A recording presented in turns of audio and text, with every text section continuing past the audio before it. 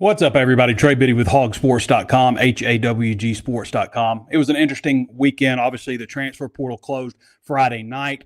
As far as players entering the portal, you can still exit the portal, and we've seen some activity there. The NFL draft over the weekend, well, starting Thursday, and a lot of other interesting things to talk about. Some basketball news. We're going to talk with Kevin Bohannon on baseball, of course, find out why this baseball team is diving the way it has. We're going to discuss the latest with the portal, recruiting with Danny West, and talk basketball with Connor Goodson, your question as well. All that and more on today's episode of Hawg Sports Live.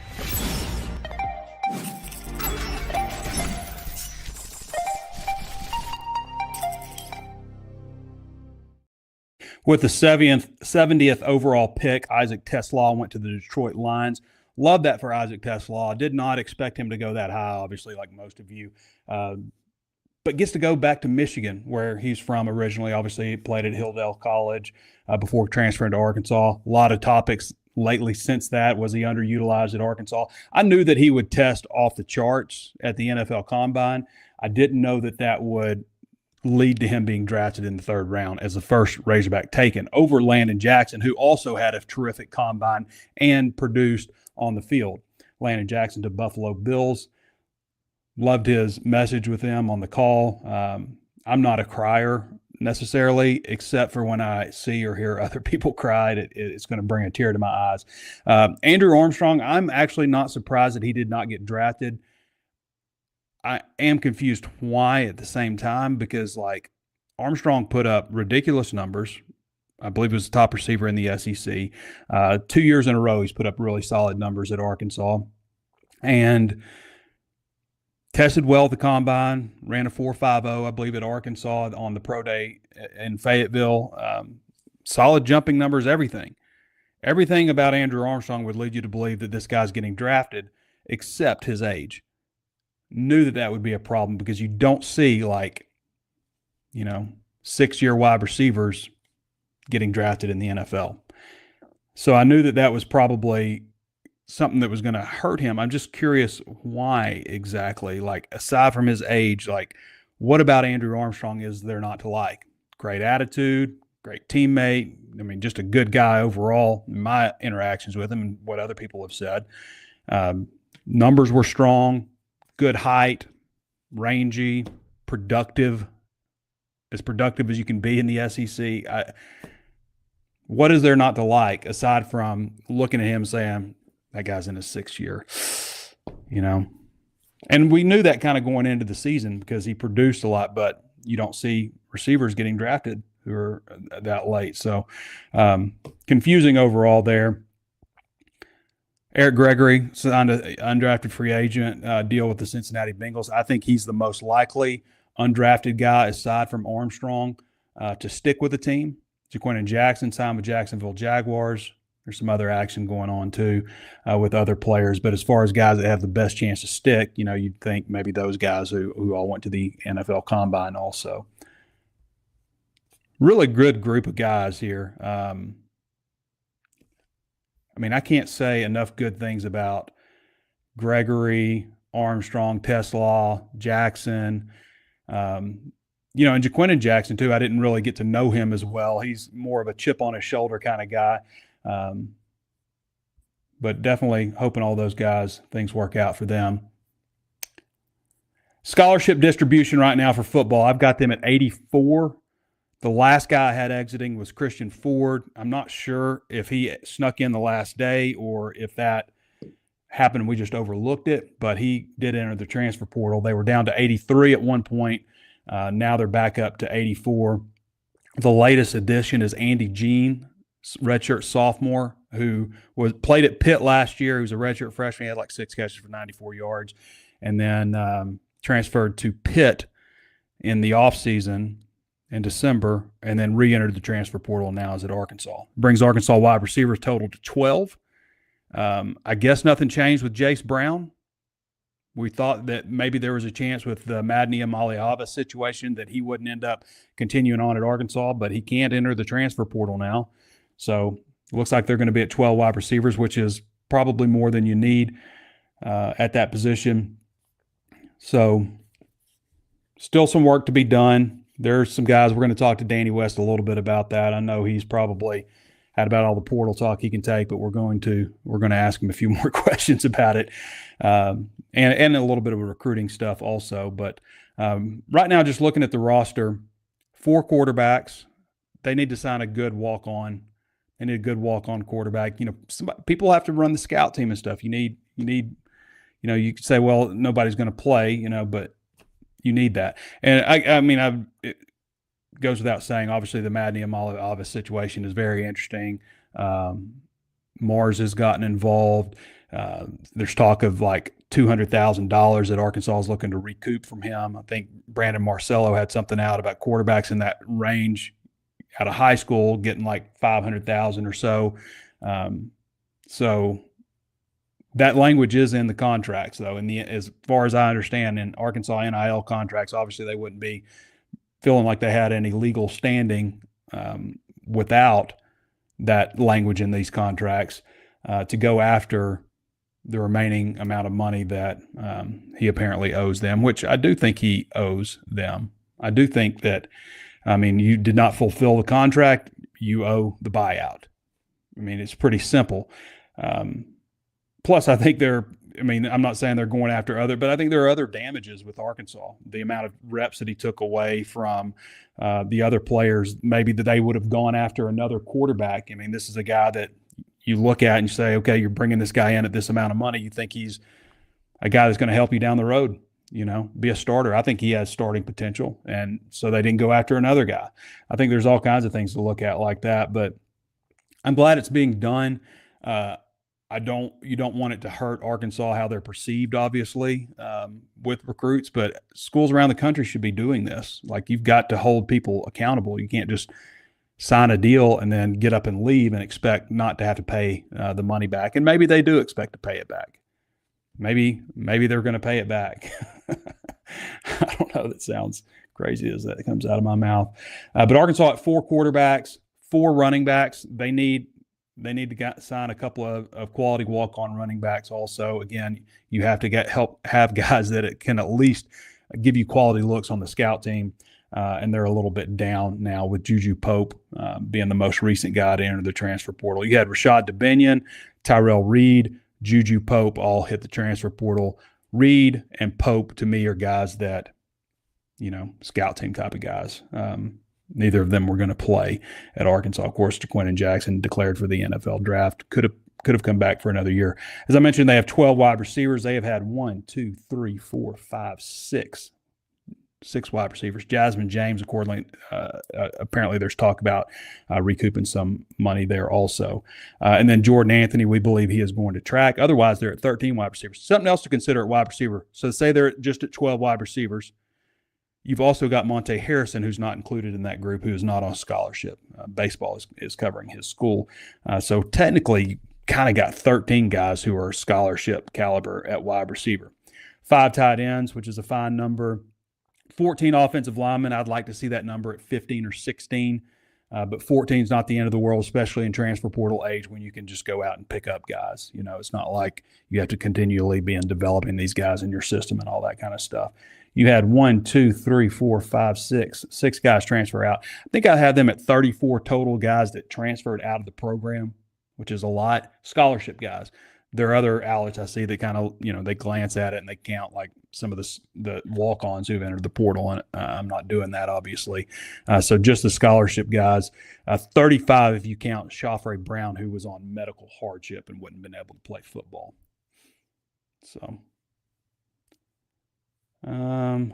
defensive tackle, they're at 9. Defensive end, they are at 8, which is a good number. That's about where you want to be. Maybe they have one more than they actually need. I would still like to see them add a defensive tackle with this last spot.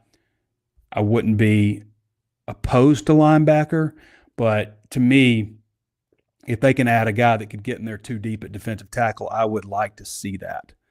I just think they're a little like they have 9, but to me they have 4 that are ready to go.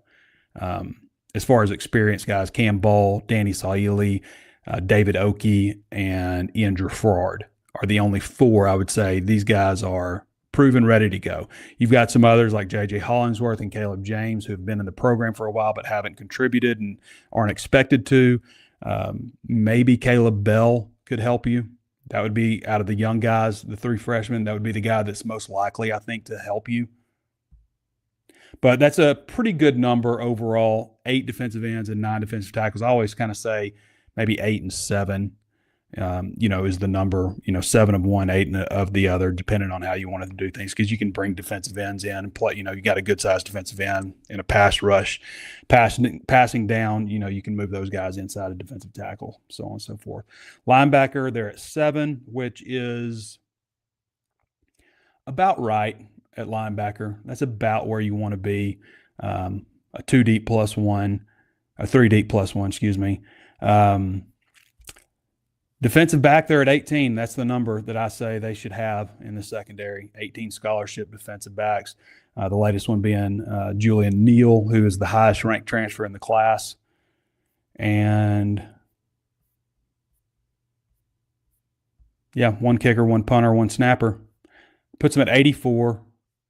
Let's bring in Danny West now. Let's see what he has to say about where he thinks things are going and talk a little bit about recruiting as well. How's it going, Danny? Hey, buddy. Can you hear me? I can hear you fine. How you doing? I was messing with my mic. I never know. I'm doing pretty good. How are you? I'm doing good. So, Danny, I was kind of going over things right now, where they stand with the transfer portal. Arkansas is at 84 scholarship guys. That's where I have them right now. Unless somebody just decides to quit football, that's where they're at. They're at 84. Nobody can enter the transfer portal moving forward. I guess a grad senior could, but aside from that, it looks pretty solid that they're at 84 right now. Where do you see them going with this last spot? Well, I'm still curious, but I think there's a few positions at play still. Defensive tackle is one we've talked about. I think there's a couple of names that haven't gone public yet that could be involved. I'm not saying they're stellar, household type names or anything like that, but seen a couple of those that would fit the description as depth guys is how I would describe them. But defensive tackle, wide receiver still in play. Looks like Jonte Cook now, trending a little bit to Syracuse. So you think he was the guy they were going to add, though, Danny? I mean, like they got 1 wide receiver. Do they need another one? I mean, not including Monte Harrison, who should count. They're at 12 scholarship wide receivers. Harrison would make it 13. That's a lot. You need 14? I mean, I think you need not 10. Mm-hmm. Yeah, you remember Petrino back in the day, he would carry 11, 12? Seemed like most of the time. So it's probably a little bit of the Petrino effect, I would imagine. But I'm with you, man. I'd like to see that spot go to defensive tackle. I would have liked to have seen maybe 2 of them go there. But I've got maybe a different opinion. Maybe they feel better about the defensive tackle spot than I do. I've just I was up late doing a study on it last night, Trey, and I'm sure you read about it, and kind of comparing Arkansas's defensive tackle room to that of other SEC schools that they've got to play, and Notre Dame this year. And it's kind of eye-popping, to look at it on paper. Now, I'm sure there's guys out there, the coaches probably feel a lot better about it. They see them every day. You've seen them quite a bit. Maybe you feel a little better about it. But on paper, anyway, there's a pretty good gap there, in my opinion. So I feel like if there's any amount of frustration, for the fans, that's probably where it's at. Just wanting a little more star power there at defensive tackle, because everybody else has got them. Yeah, I read the article. Obviously, I look at where they're at with the defensive line. Obviously, Cam Ball is, he was a 3-star recruit, but he's not a 3-star. He's a guy that has potential to play at the next level. I don't know that there's another one, though. I don't know that there's another guy who's ready like that. Like Danny Saili, I think strong man. I think is the second best defensive tackle that they have, and a lot of people may be saying who. It's the guy that was 375 last year. He's down to 325. He looked really good in the spring to me. I thought he had a great spring. Ian Gerard is massive at, I think he's down to 382 or something in the last interview that we talked to. He's listed at 389. trying to get down to about 370. But I thought you made a really good point. Like, somebody's going to get banged up. They always do. And, what if it's Ball or Oki? And then you're like you have to rotate. You don't want your defensive tackles playing more than like 60% of the snaps. You got to rotate these guys. What if you're left with like running, Ian Gerard and Saili, a large portion of the game? Like, how are you going to look at the end of the game? They're just going to run right down your throat because those guys are going to be exhausted, especially the guy that's 380. Yeah, that's the concern. And the example I used was, I want to say it's week 3 at Ole Miss. You got to imagine September 13th in Oxford's not going to be pleasant, and so that's just kind of the example. But you have to think like that, because how many times do we see the worst case scenario happen to Arkansas? And so you've got to prepare for that. I don't know. Maybe I'm nitpicking, man. Maybe I'm just bored in the spring portal, but just seemed like defensive tackle, man, when you look back at last year and you see some of the outcomes, and LSU kept it away from you 13-02 in the final 15 minutes, did whatever they wanted. Ole Miss put up 63. And that wasn't a bad defensive line, though, Danny. Sure. No, it wasn't. Last year's group wasn't that bad. Just the helpless feeling of knowing, well, they've just recruited better than we have. At some point, it's up to you to go out, and I'm all for wide receivers and trying to score 35 a game, and you're not necessarily trying to build the 2010 or 2009 Alabama defense, but yeah, man, I don't know. Maybe I'm nitpicking, but well, that's what I keep saying though, Danny. Like, the offense is going to be good, I think. Mm-hmm. The defense needs to get to average 30 a game in year 1 under Bobby. Yeah, pretty salty. Yeah. Defense, they just need to get to average. Like, be an average pass defense, be an average rush defense. If you can do that, then you can win some games. I mean, like, I don't think anybody's looking at this team right now thinking like they're going to win 9 or more and go to the college football playoff. But they can win some games and have a winning record if they can get that defense to at least average. And I don't know that personnel-wise that's where they are right now. You'd like to think they can be middle of the pack, though, right? The scale, if you want to call it that, seems to have moved in the last decade, hasn't it? No question. What we call a good defense now is completely different than it was 10 years ago, 15. Even I make that point all the time, Danny. Like, I'll compare teams now to like Arkansas's 2015 team that probably should have won a couple more games. Mississippi State and Toledo, probably should have been a 10-win team. But to me, like, the last few Arkansas teams, personnel-wise, are better. And main reason they're better is not because of the NFL talent, because those teams had, a lot of NFL players back in 2015, a lot of NFL players. But it's the other side of it of having to play, a true freshman Dre Greenlaw, at linebacker versus being able to play, a senior, a veteran, like in your 2 deep all the way across. Like, you don't have to rely on inexperienced players. You don't have the same holes that you would have had in the past because of the transfer portal. So yes, absolutely. Teams are just built differently than they were years ago. Not that those teams didn't have talent. They did. Sure. Yeah. It's just across the board. You just didn't have the same holes. Shout out to Dre too, man. Did you see what happened? He got hurt again. Yeah. Quadriceps. Yeah, I think so. Yeah. Toward or something. Yeah. I'll tell you what, that Achilles is a tough one to come back from. Like, half the guys don't come back from it at all. So certainly think about Dre Greenlaw and hope he can recover. Danny, recruiting angle. Obviously some focus is turned to that with just really one more spot to fill. Maybe you could see a scenario where there's 2, but probably just one more.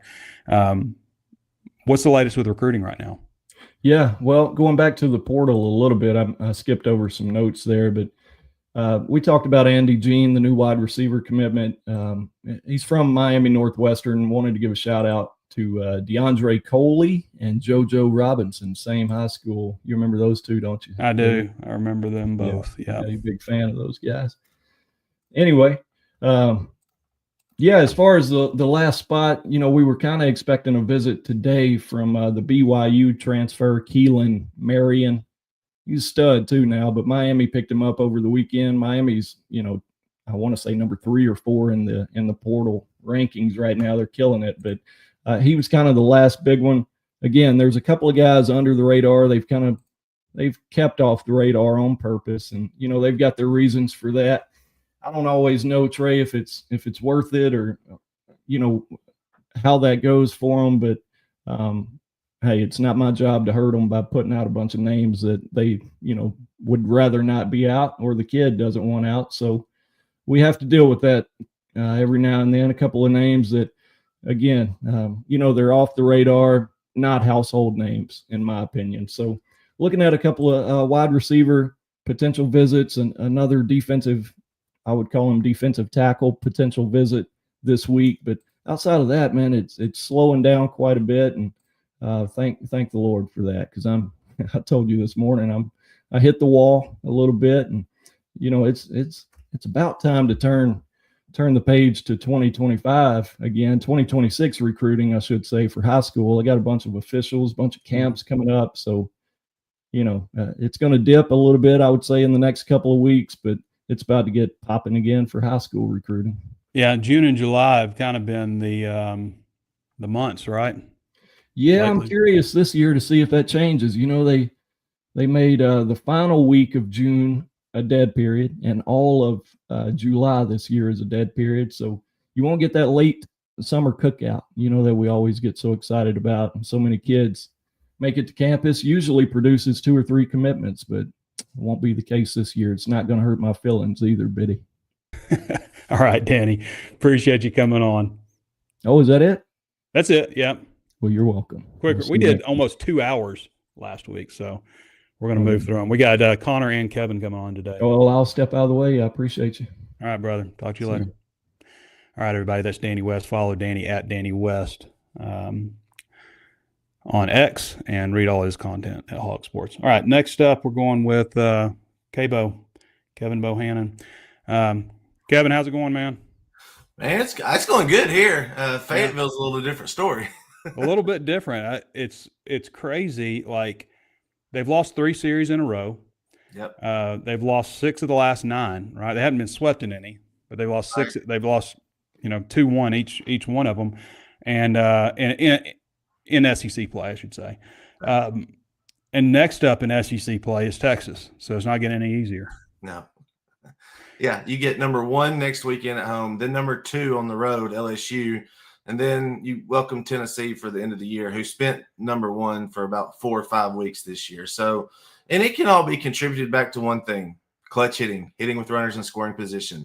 Now, I know a lot of people will say the starting pitching hasn't been there. Overall, the pitching staff is still doing its job, but the bullpen's been taxed a little bit. Here are the numbers that mean the most. Runners in scoring position over the last 3 weeks. They are 13 for 65. Texas A&M and Georgia, they were 7 of 40. Last weekend against Florida, 6 for 25. You can't win very many ball games. And they're still scoring. They're averaging over 9 runs a game in SEC play, but they're doing that one game out of the weekend instead of being consistent. So if you want to really dive into the numbers, you don't have to peel back the onion very deep to find out what's going on with this team.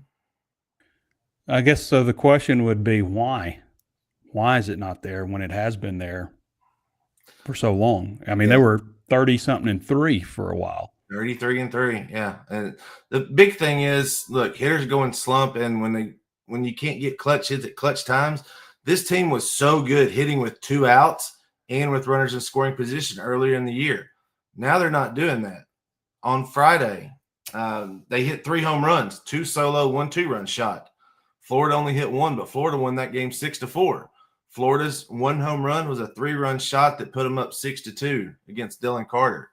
Plus, injuries are starting to mount up. Nolan Sousa, he took so much criticism throughout the early part of the season. He started out 1 for 22, but since then he was hitting .311, and that's in the SEC against the best competition. He, of course, went out in that Georgia game when he tried to get to third base. We still don't have an exact definition of his injury, but everything in his shoulder from Dave Van Horn, the way he talks, is it's torn. That could be a labrum. That could be a rotator cuff, just about anything. So that's been part of it. The other part is you got Logan Maxwell, hamstring injury. He left the first game against Florida. That's a guy that's hitting .340 for you. The Alloys, they've gone through their slumps. Brent Iredale was hitting 444 to start the season. He's under 300 right now. Cam Koziel, excuse me, I don't want to be like the SEC Network guys, but they were hitting – he's killing the baseball this weekend, but you can't do it with one or two guys. I've always said, look, if you've got 9 guys in the lineup, you need 5 that are going to be consistent. You can live with that. If you've got 2 or 3, that's when the losses start mounting up. Just one extra ground ball with eyes. That's right. Just one, that's a good, yeah. One a week. One a week. That's the difference between 250 and 300. That's the difference between average and the Hall of Fame, baby. Yeah. So it's just kind of crazy how it's changed so much, but it can get back to that, right? I mean, look, we've seen the potential to do that. Yeah. I had these guys at 33-13, 12-9 in conference play. They're 37-9 and 14-7. Yeah, they're 5 games back at Texas, but so is everybody else right now. Texas is on another planet. When you look at it on paper, Arkansas is still the better team statistically. Texas pitching staff is good, but Texas does not hit as well as Arkansas does. They're hitting 289, I believe. Arkansas is still hitting 320. So there is still time. Baseball has a weird way of working itself back to the mean.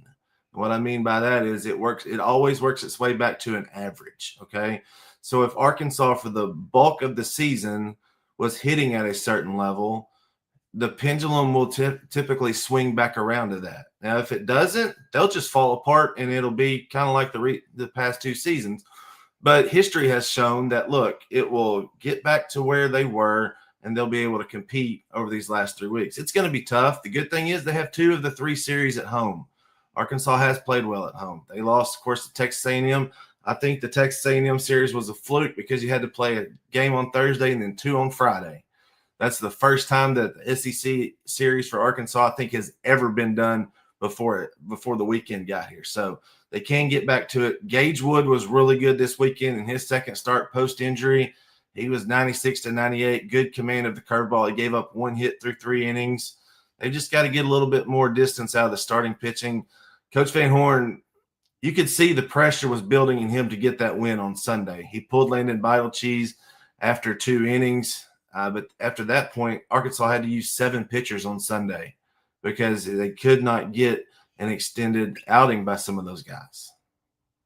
So up next, Texas on May 1st, 2nd, 3rd. That's Thursday, Friday, Saturday. But the last non-conference midweek game against Missouri State, have you had a chance to look at these guys? Absolutely. And Missouri State is killing it in the Missouri Valley Conference right now. They're sitting at the top of the league. Of course, the only non-conference midweek loss is to the Missouri State. Yeah, I was about to say they beat Arkansas earlier in the year. So, and it's at historic Hammons Field. Hammons Field, of course, is the site of the Missouri State Bears and the St. Louis Cardinals minor league program, the Springfield Cardinals. So it'll be a great atmosphere. I've had the privilege of coaching there a few times. And it's going to be – they have the ability to put 10,000 in that stadium. So I'm looking forward to seeing what happens on Tuesday night.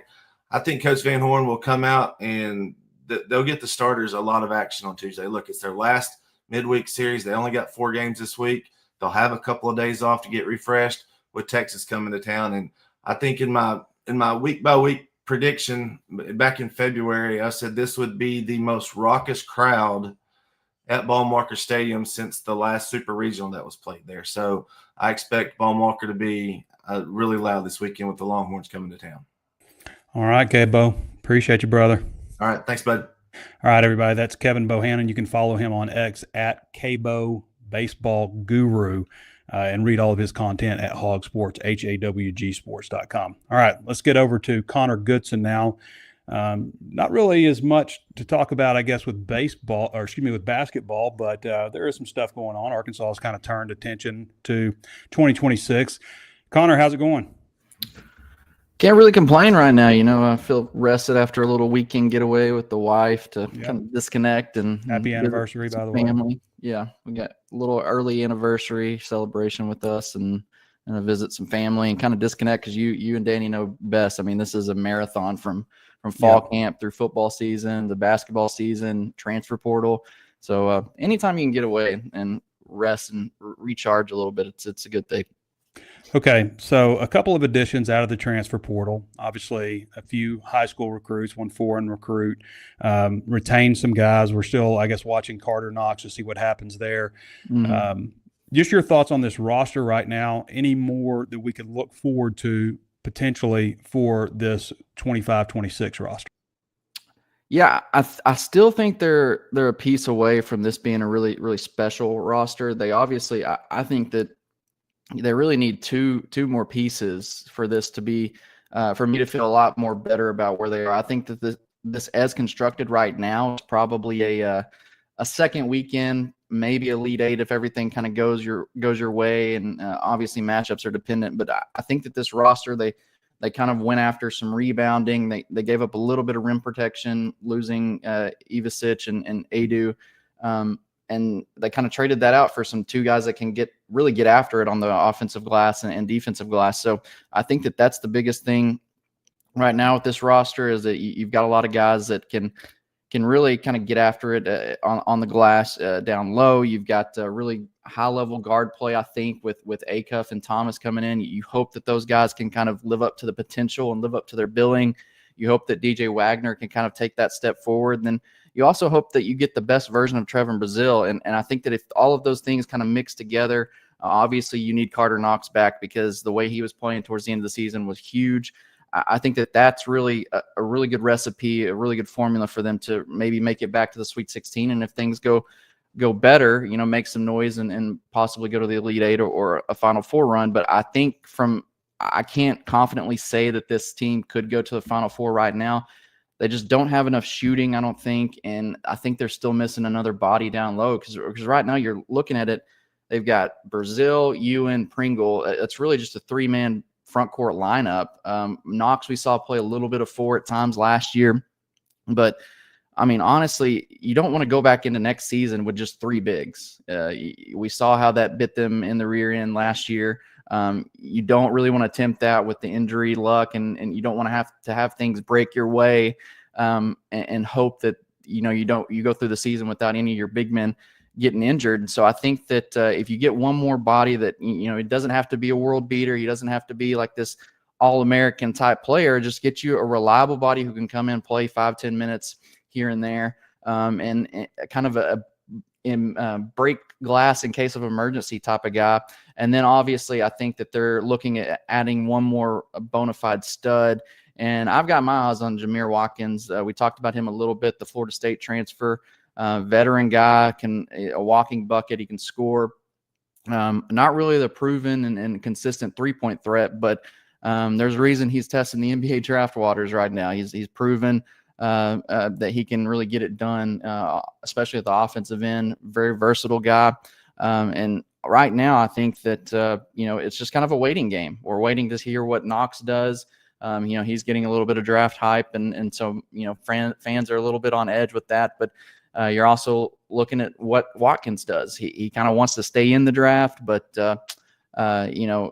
if that money's not there, if that deal, if his feedback's not quite where he wants it, why not come back and make $1-2 million playing in college for an extra year, and then start your pro career next season? So I think that's what they're kind of doing right now, and just kind of waiting, being patient. 6'7", 210 pounds, 18.4 points per game last season, 5.7 rebounds, 1.2 steals. I would allow that. Yeah, I would allow him on the roster. He also has a lot of experience playing with Ewan. I mean, that two-man game right there with their chemistry and stuff, I think that would be really, really good and fun to watch. And, Calipari said it in that video he released last week that, you want a guy who's a good teammate and you don't want to disrupt the chemistry. This is a guy that has experience with one of your big, free agent transfer portal additions in Ewan. So why not bring him in? I think the fit would be seamless. He's also visited Arkansas before. He's also considered Arkansas. So he's been here. He was on a visit with Caliph Battle back in Muss's final year when they ended up going with Jeremiah Davenport instead of Watkins. He's got experience kind of visiting Arkansas. He knows the ropes in Fayetteville. I think it'd be a good addition, a really solid addition, and that would kind of make me feel a lot better about them going forward, because they have that proven scoring threat and kind of that veteran savvy guy who can kind of fill that Adu Thero type role where he's kind of that level-headed guy. Mm-hmm. Where are we looking at 2026 recruiting right now? Yeah, so obviously, with the summer coming up, it's big for college basketball recruiting. You've got so many summer AAU circuits. You've got the EYBL, obviously Peach Jam to kind of cap everything off in the later on in the summer. And we saw last season, that's when last year you start to hear all the rumblings of Calipari kind of making moves and being really aggressive pursuing guys. Darius Acuff, he committed towards the end of the summer. Malik Thomas actually came on a visit or started taking visits, and that's when Arkansas was kind of in the mix really, and things heated up with his recruitment. So the summer months are really, really important for recruiting, and I think that it's possible that Arkansas gets a domino in the 2026 class here early next month. May 15th, J.J. Andrews, he's set to announce. He cut his list from 5 schools to 3, which still includes Arkansas. Really like where the Hogs stand with him. I think that, he's a high-level guy.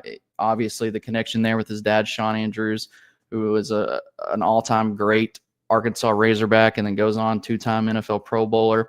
And I think that it's really interesting with Andrews is that he's made it a point to, talking with him and different, recruiting guys in the industry, he's made it a point to say, just because my dad was this, has this legacy at Arkansas doesn't mean I'm a shoe-in to go to Arkansas. He's like, I'm focused on my fit and my connection with the school more than that, which I think is a pretty mature answer because a lot of people just figure that he's a shoe-in to be a Razorback because his dad was. And while I think Arkansas and Calipari, are in good standing with him, and I think that there's a good chance it can happen, I still, he's very serious about LSU and Missouri, the other two competitors. So I think that Arkansas is in a good spot. Like I said, he's a really high-level player, would be a really good first addition and first domino to fall for them in this 2026 class. Really loaded class. And, they're going to start, I think you could see in the next month, really pick up, kind of see where they're honing in with different contacts, different offers, and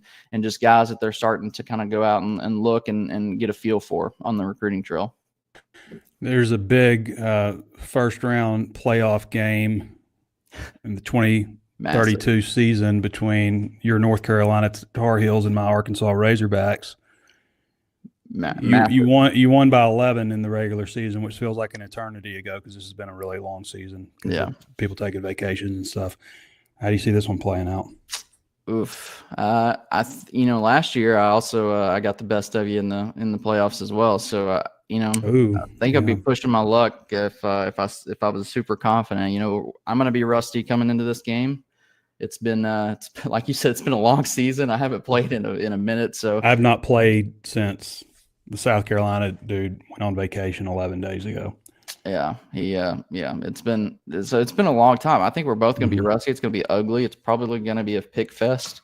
So I don't know. Usually when I throw more than one interception, it's not good. So I would feel confident if I was you because I don't really play that well with a lot of rust. Got to get back in the lab a little bit. But who knows? At the end of the day, it's EA's decision. I feel like that's true. Yeah, new game comes out July 7th, I guess. So we'll look forward to that. All right, brother. Appreciate you. All right, everybody. That's Connor Goodson. Follow him at Connor Goodson on X and read all of his content at HawgSports. He's got an article today on HawgSports, just kind of breaking things down as we move, looking ahead a little bit to 2026 recruiting for Arkansas basketball. Of course, you heard all of his comments there. All right. If you haven't left us a 5-star review, take a moment to do so. We'd love to have that from you. The latest review comes on Thursday from Old Gladiator. He says, my time is valuable and the amount of time I have to scratch my Razorback itch is limited. When I want the best insights and information about what's going on in Razorback sports, I turn to HawgSports. HawgSports Live is great for a busy day because I can listen while driving or while working around the yard. The Walk and Talk episodes are therapy because I need to know I have a kindred spirit regarding the Razorback developments. True Razorback fans, make sure to plug into Trey, Danny, and the crew for the information you want and need to know. Appreciate that, Old Gladiator. If you haven't taken a moment to leave us a 5-star review, then take a moment to leave us a 5-star review.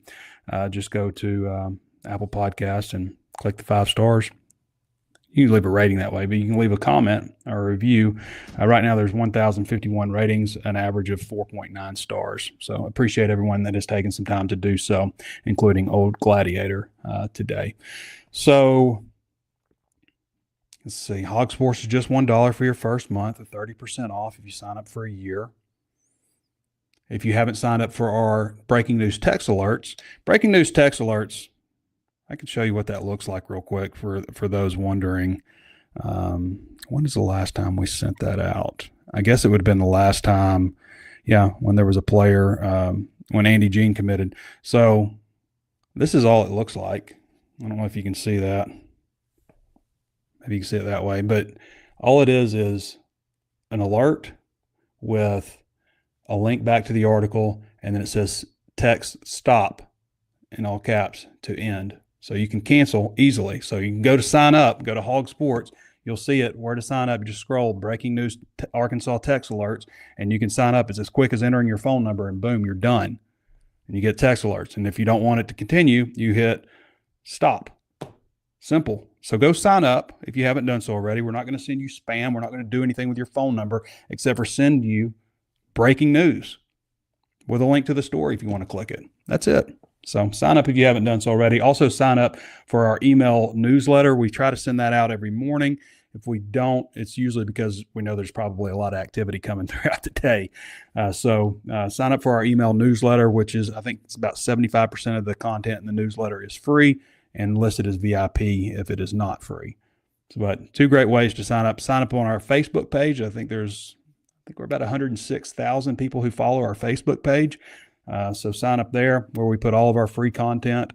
Of course, subscribe to this YouTube channel, give us a thumbs up and all that kind of stuff wherever you are, so on and so forth. And sign up at HawgSports if you want the VIP side of things.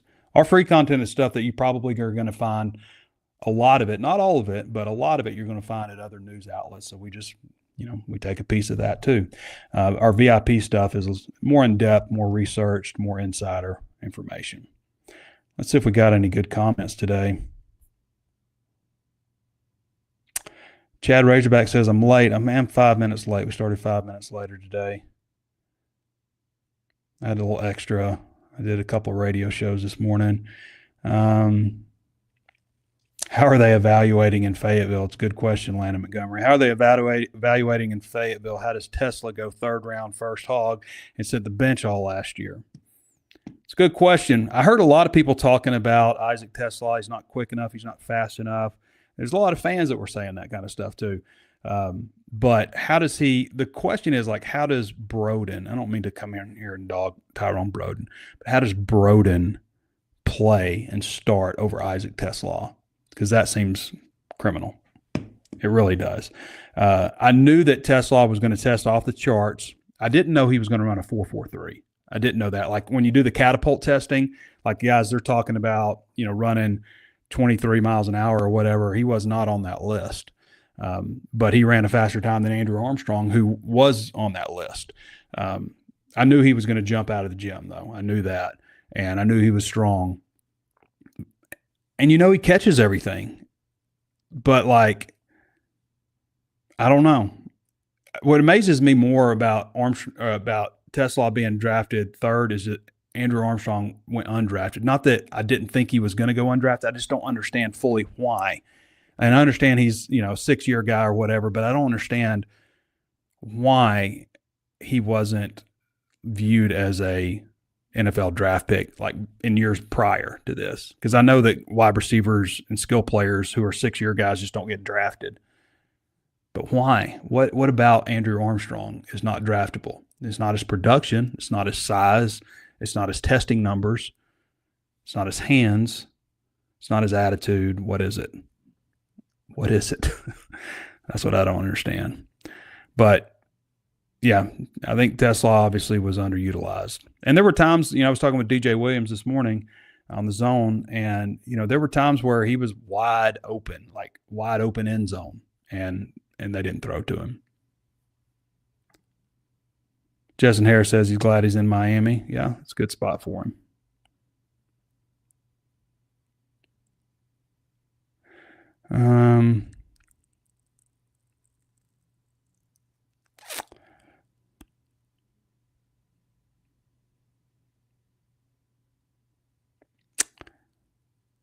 Let's see. Why do they keep going after all the wide receivers when you have Anthony on campus and so fast as David Harrell? I don't know that like Anthony has his speed has like translated. Like he didn't really perform at Kentucky. He didn't really perform at Texas A&M or at Arkansas. Not that he's a bad player. I'm not saying that. I'm just saying like for a guy that's capable of running a 9.98 in the 100-meter dash, which is world class, he's not just like running deep, wide open. You know what I mean? Like sometimes, our coaches used to say there's football speed, and it can be different than track speed. There have been a lot of guys that have come through here that have been dramatically fast. Here's another example. A.J. Green was a 10.38 100-meter guy in high school, one of the fastest 100-meter guys in the country. But he doesn't look like a 10.38 guy. Not that he's slow, but I'm just saying like that is next level speed. Like that's blowing past guys. And you don't see that, on the field. Conversely, there have been guys that I know have run like 11 second 100 meters, which is fine. It's not elite speed, but it's fast, who just pull away from people. You know what I mean? Like sometimes it doesn't always translate. Sometimes it could maybe it's bigger guys carry pads. Maybe he doesn't carry pads very well. I don't know. 6 wins at best with the blue light special players. Not a lot of big names on this roster right now. When does the transfer portal window end? It ended on Friday at midnight, Brady. So the transfer portal is closed. That's for entry. It's not for exit.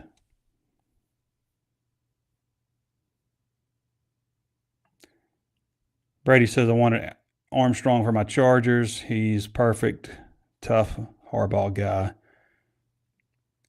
Doesn't Arkansas need DTs more, not wide receivers? The only wide receiver like I would consider picking up would be like this guy is going to be a difference maker. So if they think this guy is a difference maker, I understand that.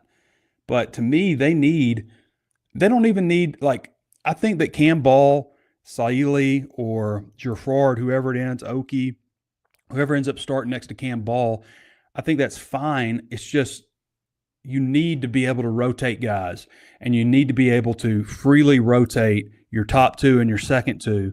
And generally somebody's going to get hurt throughout the season, and you're going to need that 5th guy. You need 5 defensive tackles who are ready to go. I just don't think that they have that. Also, I don't know, aside from Ball, that any of these guys are like going to the NFL, but maybe that was true of last year's and the year before. I thought 2023 defensive line was really good, actually, by Arkansas standards. Last year was all right. This year, I feel like it's gone down a level. And a big reason of that is they're too deep in the next guy, too. I mean, defensive end, too, like maybe Lee is the answer for them there, but I look out there and I see Quincy Rhodes as like a starting defensive end in the SEC. Charlie Collins has the potential, but I just don't know if he's quite there yet, So like that's my biggest concern on defense. It's not even the secondary. It's definitely not linebacker. It's defensive line. And it's not so much because I don't think that they could put out a starting defensive line. It's just the depth overall that I have concern about. Brady says, did anybody else leave? They had, 5 or 6 players leave. Let's see. I can tell you real quick. But you can go to we have like everything, like we have the visit tracker, we have the live tracker for players coming and players going, we have scholarship distribution. You can see all this at HawgSports. A lot of it's free content. So Andy Jean was the latest to announce that he's transferring to Arkansas. He's a redshirt sophomore, wide receiver. Christian Ford hit the transfer portal. Tyrell Reed, running back. Christian Ford safety. Tyrell Reed, the running back, hit the transfer portal. Trevor Jackson came into Arkansas, Florida State transfer quarterback. Shamar Easter hit the transfer portal. Zuri Madison hit the transfer portal. Juju Pope entered the transfer portal. Madney Amaliava entered the transfer portal. And I feel like there's Quentin Murphy hit the transfer portal. So was it 7? Murphy, I feel like I may be missing somebody here. Amaliava, Pope, Madison, Easter, Jackson, Reed, Ford. No, that's it. So 8 entered the transfer portal. 34 total players entered the transfer portal from Arkansas who were on scholarship. They need to go all in for Kane Archer, says Brady. I don't know if they're going to right now. He currently is the 9th-ranked player out of Arkansas for the class. Let's see, commitments. And right now they have Javon Gilmore out of Gaffney, South Carolina, 6'5", 195 quarterback. So and he's a borderline, almost a 4-star. If they decide to go 2 quarterbacks, then they maybe end up going that way. But usually they don't. They did last year. Of course, Madney and Maliov is gone.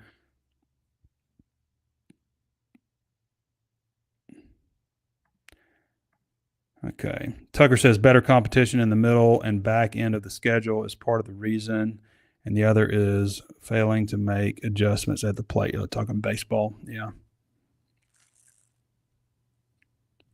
How is Wiggins? I guess I should have answered some baseball questions when we had Elmer Fudd, Pucker. If they don't beat Memphis, things will unravel quickly for Pittman. Oh, yeah. Yeah. I mean, you got to go – you play Memphis and then I think Ole Miss right after that. So you're going through Memphis back-to-back weekends. Let's look at the schedule real quick. We did this a little bit on the last show, but Alabama A&M, Arkansas State in Little Rock. Need to show up for that one. Can't lose that one, obviously. So then you got Ole Miss, at Ole Miss, and then at Memphis, and then Notre Dame. That's a tough stretch. At Ole Miss, at Memphis, Notre Dame, and then at Tennessee. At Ole Miss, at Memphis, Notre Dame, at Tennessee. Early in the schedule. After you play Arkansas State, a game that you cannot lose. You cannot not show up for this game. You have to put a lot of effort into making sure that you beat Arkansas State. Alabama A&M in Fayetteville, Arkansas State, at Ole Miss, at Memphis, Notre Dame, at Tennessee. You have, look at this, guys. I mean, this is how screwed up it is again. So you're playing in Little Rock, you're playing at Ole Miss, you're playing at Memphis, you get Notre Dame at home, and then you're right back out at Tennessee. So 4 out of 5 games played away from your home stadium in the month of September, when generally you have the most energy and support and excitement behind your team. Just it's a crappy schedule once again out of the gate. Back in, maybe a little bit better. Texas A&M at home, Auburn at home, Mississippi State at home. If you can get through that stretch, then there are 3 games at home. But that's a lot to ask to get through that first stretch. And then, excitement wanes, support wanes, all that kind of stuff. So if you can get through there, then, maybe you have a little chance to make a little bit of movement. And then you got to go at LSU, at Texas, and then you get Missouri at home.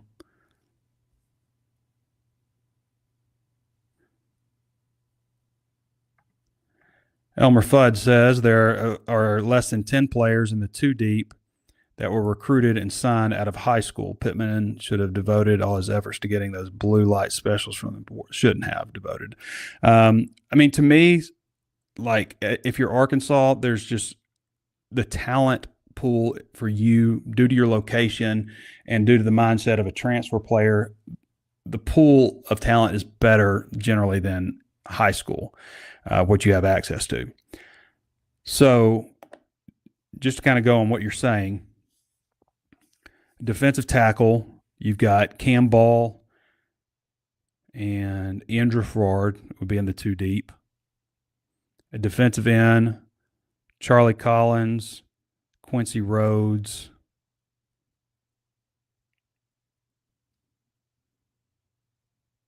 Kavian Henderson, Bradley Shaw at linebacker, and whoever is the other linebacker, probably.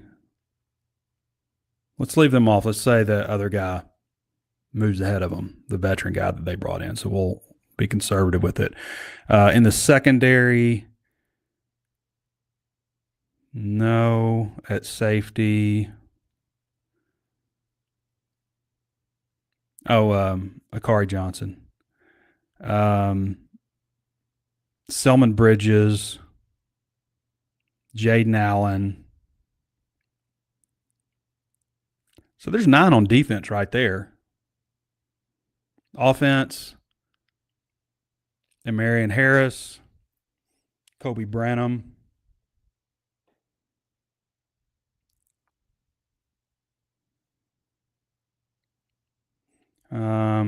Quarterback, no. KJ Jackson, yeah. KJ Jackson's backup quarterback. I mean, we're at 12 right now. Wide receiver, you'd be pressed a little bit. CJ Brown. Running back, Braylon Russell. Tight end. Yeah, I mean, so you've got 14 players, I guess, at least, just off the top of my head. So not less than 10. Any talk on the story around Madden? I mean, Arkansas is apparently pursuing the money that they feel that he owes them and does, in my opinion. So, I mean, that's where we are right now. And there's a lot of talk about it around the country. Everybody seems to be pulling for Arkansas in this situation. Elmer says the fact that Pittman is entering his 6th season and there are still no expectations of having a decent year says what a failure he's been. In most years, yes, like that he would have been let go already. Yeah. I think the landscape with the NIL situation and revenue sharing changed things for last year. But I don't think there's any question that, I mean, yeah, you're right. Obviously, he's got a season to play this year, so let's not just say they're not going to have success, because there's been plenty of years where Arkansas is not expected to do much, and they've had good seasons. So that needs to happen, I think, this year.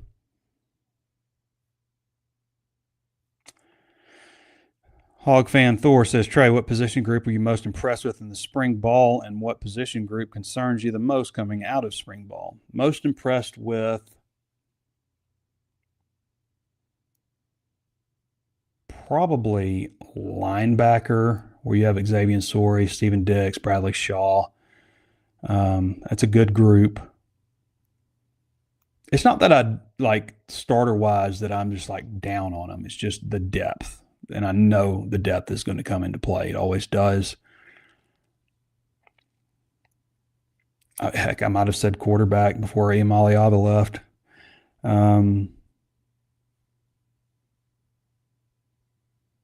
Most impressed with. I mean, after that, I don't know that I would say like anything just jumps out. Least impressed. Defensive end would be the area that I would be least impressed with. They did add a guy who I think they feel like can help them a lot. But again, it's a depth concern for me at defensive end. Some of the top DT targets. I know Danny has his eye on one guy, but I think he's supposed to kind of keep quiet on it. Honestly, what do you think we have for this season, or has pay for play destroyed college football? It is pay for play. It's not NIL, though they call it NIL. Pay for play is Arkansas's way, in my opinion, of getting out of having a deficit from a talent standpoint. Like, it just has to be embraced, like NIL, revenue sharing, all this kind of stuff, to me, can help level the playing field for Arkansas more than if we were just relying on them to go get high school recruits, because high school recruits generally go closer to home, and Fayetteville is a little bit more remote.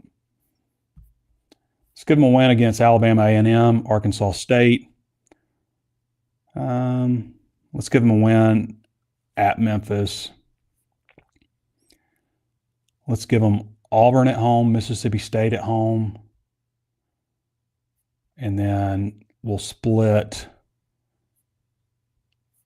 We'll split Texas A&M, Missouri, one of those two. That gets them at 6.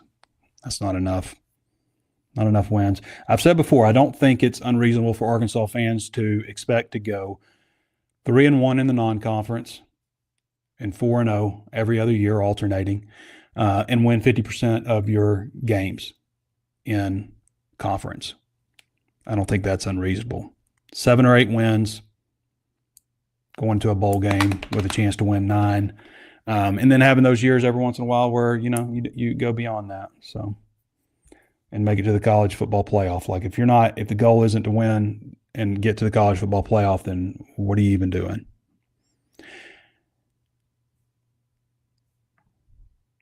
When Razorbacks play teams with returning experienced quarterbacks, do they have a chance of winning those so-called 50-50 games? Let me know. I'd have to go back and look at it. I don't want to just do that off the top of my head, but might not be a bad thing to look at. I haven't been particularly plugged in this year. What's the deal with Larry Worth playing safety? How did that look? He was mostly at nickel, actually. I like Larry. I think Larry has potential to play at the next level. There were times last year where he was really good and times where he was bad. He's got a lot of ability, though. They need him to be everything he measures out to be, which is all of 6'4", 225, 40-inch vertical jump. Like those types of numbers need to translate to him having a great year. And if that happens, then they can be better in the secondary. Obviously, he'll be a big part of that. Can Razorbacks schedule roast beef Tech for all non-conference games? No, but they don't need to be scheduling Notre Dame, Michigan's of the world. They need to be scheduling BYU and Oklahoma State and maybe Utah. Like those are acceptable for the level that Arkansas is playing at. They don't need to be playing Notre Dame in a non-conference. They don't. They're not there yet.